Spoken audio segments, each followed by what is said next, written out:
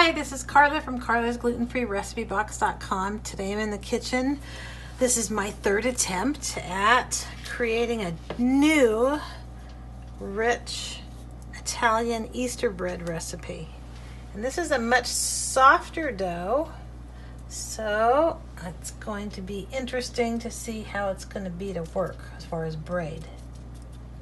So I'm just moistening these tips so they'll all stick together in the long run when I first start the braid.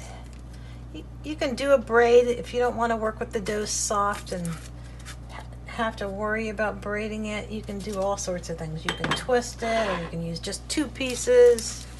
So I'm going to join these together. I put a little egg wash on there that I used 1 egg yolk and a teaspoon of water. I'm going to get this one out of the way so I can bring this one over.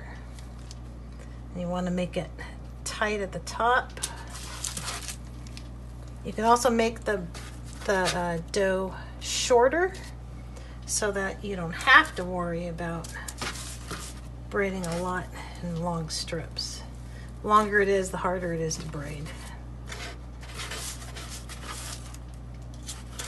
Okay. See, it really is a soft dough. Like I said, it's up to you if you want to braid it and how long of a braid.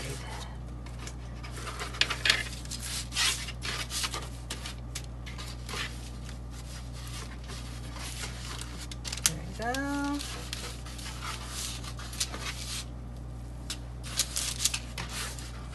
This is a lot longer than I did the other day.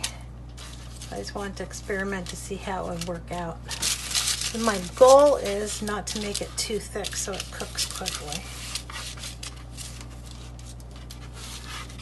Okay, and at the end, I do the same thing I did before at the top. You want it to attach itself well. So you're just going to stick some egg wash on there. I like to round the ends off.